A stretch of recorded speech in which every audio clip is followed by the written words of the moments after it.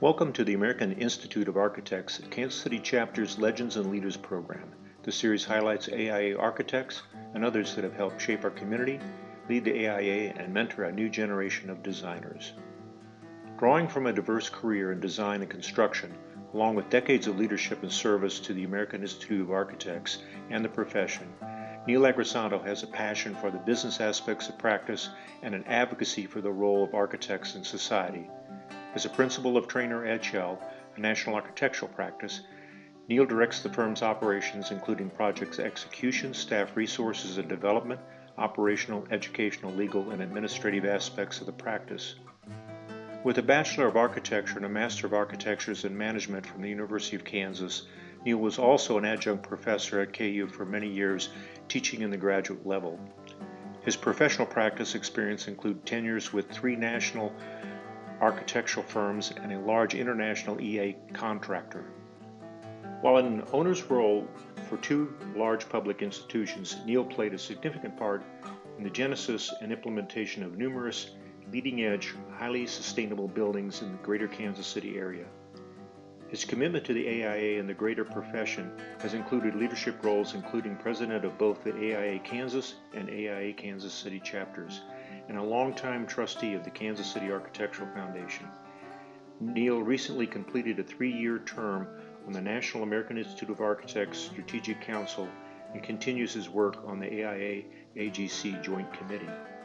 The Kansas City chapter of the AIA awarded Neal the Gold Medal for long-standing distinguished leadership and dedication to architecture, the profession, and the community. Let's meet Neal. Hello, I'm Cindy Fruin.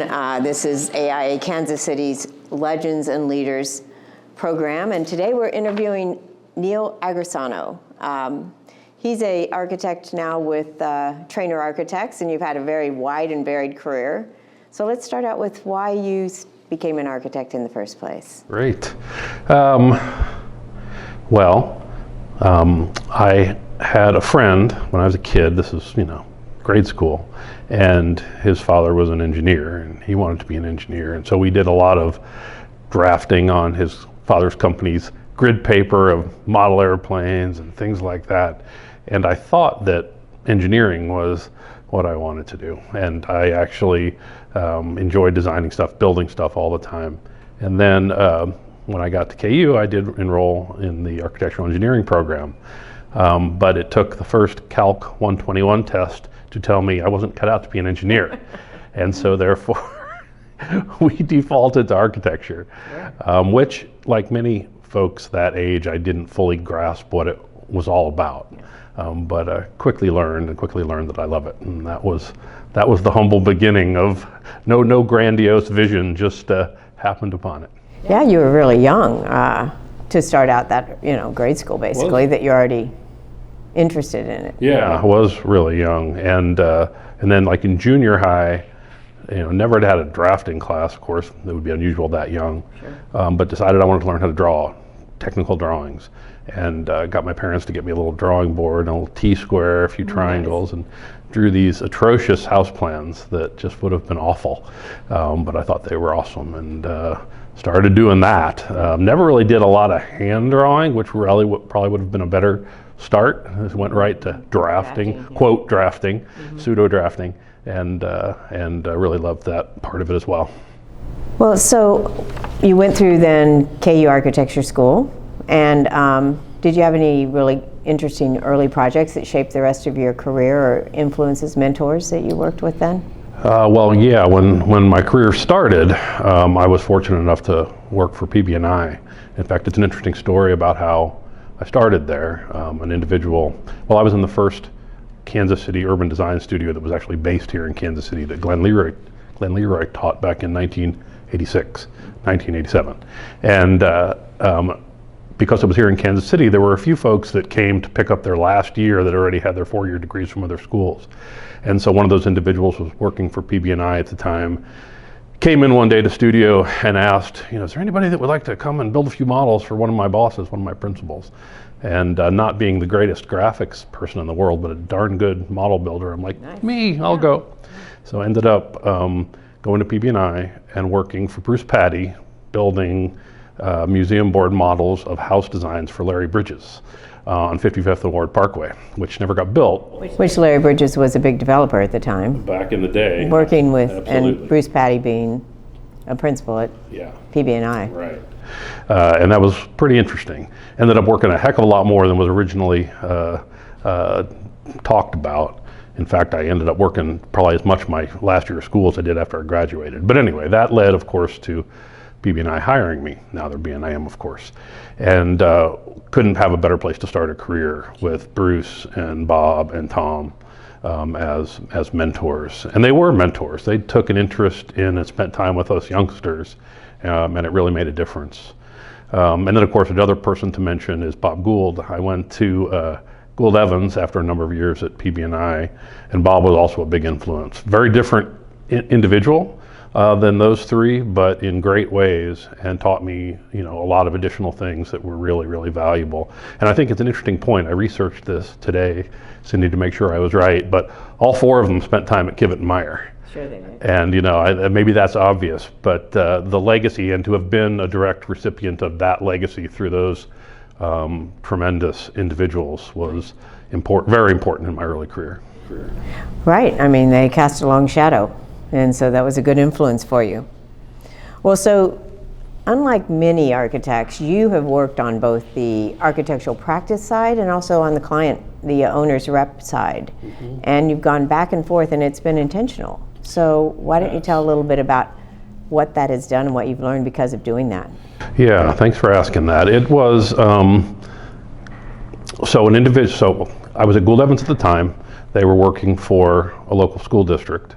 I did a little work on a couple of the projects, but I wasn't too heavily involved. But an individual I knew, interestingly enough, in Frank Zilm's Master of Architecture and Management program, who was also in that program, and a friend, had been working for the school district at the same time, and he was actually leaving, interestingly enough, to go back to architecture. And he was one that encouraged me to apply and kind of explained why he thought it would be something I'd be good at and valuable. And really, after talking to him, I'm like, okay, that sounds interesting. I never had thought of doing anything like that. But it convinced me that it was a non-traditional way to become a better architect. Or at least I thought I'd have that opportunity from the things that I would learn, and it absolutely proved to be the case. The things that you learn and see from the, quote, other side of the table really does give you a perspective that's hard to get as the consulting architect normally on a project. So I really enjoyed it, and I did that for about almost 5 years. And then I thought, okay, now I've got all this knowledge and all these tricks and all these things, sure. And let's take it back to practice and see. Mm-hmm. So actually I went back to Gould Evans, so I was a boomerang, as they like to call them over there, and did get to apply some of that, and it was very interesting then going back. Well, and in doing this, either on the practice side or on the client side, were there projects that really stand out for you that you would consider your favorite or most significant? Yeah, I've been fortunate to work on some really cool stuff in both roles, both at the school district and then at Johnson County after that, which I went to after a while back at Gould Evans.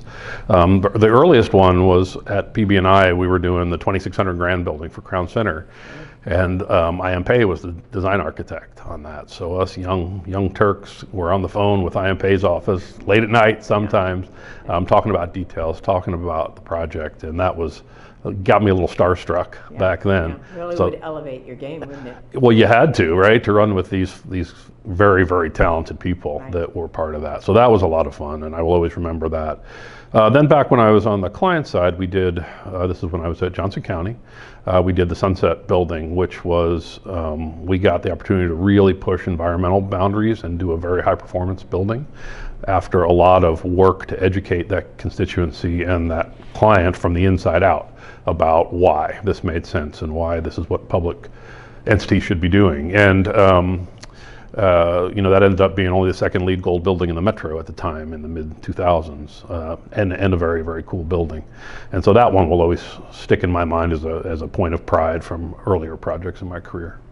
Well, and so you were in the architectural management program that Frank started out at the Regents Center for KU. and had that, and you were teaching. I think you did some teaching in there. After I graduated from that, I started teaching in the program. Yes. Right. Yes. And that's now influenced your last phase of your career, you might say, Yeah. at Trainer, because you're doing education in that role. So I realized earlier in my career that I always had a love of management, project management, and even beyond that, more practice management, which is why I entered that program in the first place, to learn more, get better at that. And there were some wonderful people that taught in that program too, Bill Quatman and others. So it was a fantastic program. Miss it, wish it was still in effect. And then teaching in it soon thereafter for about 13 or 14 years. Wow. You learn every bit as much teaching as you do as the students. So got to learn even more. But then it allowed me in my current role, even though that was a number of years later, that is really just focused on firm management and operations and a lot of things that go into the running a firm in the background. Anything other than projects kind of lands in my lap for the most part. Not marketing, not HR, but most of everything else. And that really prepared me, really well to do that kind of role, which I enjoyed. Well, in fact, now you're kind of the mentor like those guys were for you way back in the day, right? It seems that way, yes. And interesting that you bring that up. One of the things that I do, which really isn't normally done by an operations person at a firm, is we have a very focused program for our student interns and our recent grads that I and others developed. None of this is just about me. It's always about bringing the best ideas from everybody. But I get to sort of manage and oversee that. And so I get to work with these eager, bright, young individuals that are hungry to learn, and it's just really cool, and it's great for our firm to do that, but it's also given back to the profession. Not all these individuals will stay with us for their whole careers, of course, but if they go somewhere else, we will have given the profession back a better professional, so that's a good thing. Well, and in this new role, sort of as the mentor, the wise guy, the smart guy in the office sort of role, what's more challenging and still rewarding for you in this last phase? Well, that's a good question. Definitely practice is getting more litigious and legal focused and risk aware and sometimes risk averse, which are all areas that I deal with. As we all know, architects get little to no education on those type of things. And so it's a combination of doing those and raising awareness and understanding within the whole firm. Nobody became an architect to actually be a lawyer for the most part, but yet it is important for anyone in practice to understand certain things, to do them well, do them right, and to, quite frankly, stay out of trouble. Yeah, that's right. Well, so in your work, you've also done a lot of volunteer work here at AIA Kansas City. You're president of the chapter, then you went on to work at the Kansas State level and on to the national level with the Strategic Leadership Initiative that you're just finished with. Why did you do that? You can explain the right words. No, it's okay. And so how did that come to be, and why have you been doing that, and how did that feed your career as well? That's a great question. So I got involved in AIA pretty quickly out of school, and I did it, and I'll admit this, for purely a self-serving reason. I was told by someone, I can't remember who, long ago, as a new grad, you need to meet and know as many people in your profession as you can in the city. And one of the ways it was suggested to do that was become active in the AIA. So that's why I did it. It wasn't necessarily, it was a career move, yes. It wasn't necessarily altruism. However, it didn't take me very long to realize that I loved AIA, loved everything it did, even way, way back when. And this was right after Linda Young, passed away, maybe a year or two after that. The wonderful ED we had many years ago. But I got involved. We got to do wonderful things. I was in programs committee and a couple other committees. Where you meet a lot of cool people. Faye Jones, for one, which was phenomenal to get to spend time with them, not just meet him. But then then was ready or hungry for leadership. So ran for the board in the mid-90s and was on the board then. Then I did a stint through AIA Kansas, which was a progression through all the positions of their executive committee, including president. And I was only 30 when I was president of AIA, or 31 maybe, president of AIA Kansas, and that was a little scary. You're probably very young. I was very young. Doing that. I was very young. Yeah. Didn't know what I didn't know, but I didn't know plenty. But it was still rewarding, and I rambunctious group sometimes. It can be learned a whole bunch of stuff. And then after that, then I, a number of years after that, ran for president and won for AIA Kansas City. And that was fabulous. That was when we developed this new office during the remnants of the 2008 pandemic. I was president in 2009 here. And I got stories about that, which we probably don't have time for today, but they're interesting. But then again, just because of all the involvement, and of course I did all sorts of other stuff along the way. Tiffany Shepard doesn't take no for an answer when she wants some volunteer help. So Tiffany encouraged me to continue doing stuff. Yes. And then I decided to run for seat on council in 2020 for starting in 2021. Council being Strategic Council, right, which is the research, ideation, strategic planning arm of the National AIA. the bigger view, bigger picture of the AIA.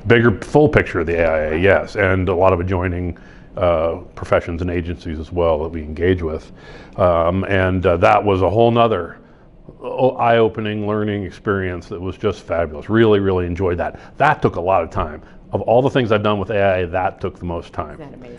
Of course, I didn't say no to a lot then too, and ended up volunteering and leading a bunch of different things there, which was fine. That's how you get the most out of things. But that was at times 20 hours a week. What were some of the big initiatives that y'all put forward?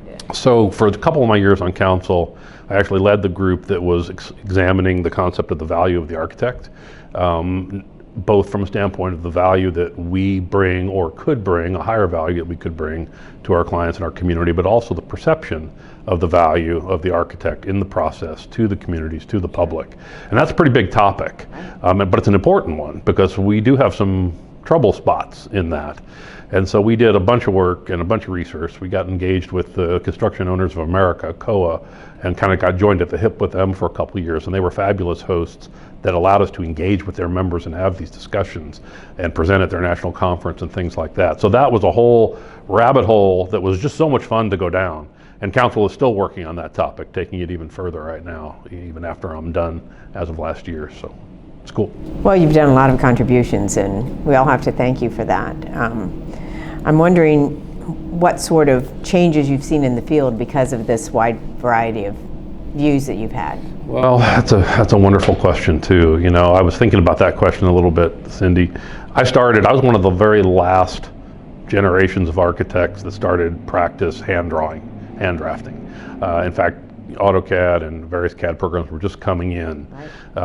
I worked on the 2600 Grand building, which I mentioned before, and that was a hybrid set. Part of it was drawn in AutoCAD, part of it was drawn by hand, which was really interesting. So from seeing from that point, all the way through today and where technology is going, all I can say, which I think we all know, is it's advancing at a more rapid pace every single year than the year before.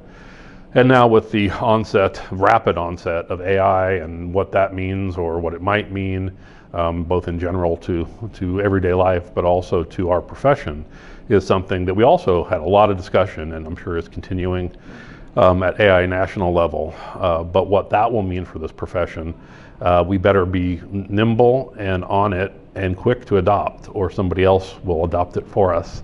And the potential for that to drive some great change, even if we don't fully understand what that might be, is definitely present among us. Right. Right. Well, I know that you were very involved in the early times of the Environmental Resource Guide and that sort of thing that Bob Berkebaugh was involved in the late 80s. Your career just paralleled that. And then you brought it into the school district and I think also to the Johnson County work as a client rep. Yeah, absolutely. And that was, if I could single one individual, even amongst the fantastic mentors I had early in my career, that still impacts me today is Bob. You don't have to be around Bob very long to absorb an urgent concern for the environment. And so this was back in the late 80s when Bob was really just getting things going with with the Committee on the Environment and really USGBC as well. And I sucked that up, so early on in my career, and it has absolutely never left me. And the ability, both from the practice side and from the owner side, to advance some of those things that are critical to that whole ideology and belief has really been cool. I've really enjoyed that, and it's very meaningful to me. Well, I want to ask if there's things outside of the business, your hobbies or interests that you had that actually influenced your career at all, or things you'd like to talk about? Yeah, I mean, the one thing that does have influence, I think, so I tremendously enjoy the design process, but I'm not a super talented designer. I'll be the first to admit. I love to participate in the design process. I've always been more of an 8.5 by 11 architect, as somebody called me once, and that's okay. But that's kind of a clever image. But yeah, well, it's also kind of true. But I, from a very early age, 12 maybe, I got into photography. And I have many friends, some in this room, that are wonderful photographers as well. I don't claim to be wonderful, but I absolutely love it. And do digital and film and medium format and large format, and I have a darkroom in my basement and just all these crazy things. But the tie is, to be a good photographer, you have to learn how to see.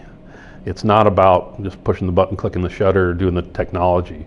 You have to look at the world in a certain way, and it is immensely parallel to what an architect does. Mm-hmm. They may envision what they would like to see before it's built, during design, but it's still about seeing, it's about feeling space, it's about 3D, light and shadow, and all those kind of things, which is a strong parallel to photography. Yeah, I can see the two tie in really beautifully. Well, so I'm wondering if you have any advice for young architects now, today, looking forward. What do you think? I love that question, and it comes up in various ways all the time in the work that I do with our younger emerging professionals. And I tell all of them, what I'll say now is, learn and suck up everything you can. Take every opportunity you can to learn anything and everything, even if you don't think it's directly and immediately something you're going to be faced with or need to know. Learn it anyway. But also, don't be afraid to be fierce and engaged and ask for what you want to do and to learn, and be all in. Just absolutely be all in. You can't be too successful in this profession unless you're all in. There's not much as many things as a casual architect. And so I encourage them just to dive in and do all that. And if they're with any kind of good folks and good firms, like so many are in Kansas City, they'll get response to what they ask for if they show that enthusiasm, and then they'll become amazing and wonderful and so valuable to our profession going forward. Yeah, the passion. They bring in the passion. Well, I wonder if you have any closing comments that you'd like to bring to the table here. Well, it's a good question. Maybe just the fact, I have so much respect for individuals, architects that, are with a firm for maybe their whole career or a long time and really dive deep, and that's fantastic, and some of the work that those individuals do is wonderful. For me, though, I'm thankful that I got to do a lot of different things, and I've really enjoyed that. Maybe I'm impatient, maybe I can't sit still, I don't know. But I think that I was very fortunate, and am very fortunate, to have had the opportunities I have. Part of that's due to this architectural community we have here in Kansas City, which is second to none. An AIA chapter that's second to none. Staff. This organization has always had amazing leadership and staff. And I can say that with a fact now, because I've gotten interface with so many other chapters around the country through the work at AIA National. I don't know, I hope we all know how fortunate we are here in Kansas City to have the architectural community that we do. Yeah, we really do. We all benefited, haven't we? Absolutely. And you've been a great builder of that.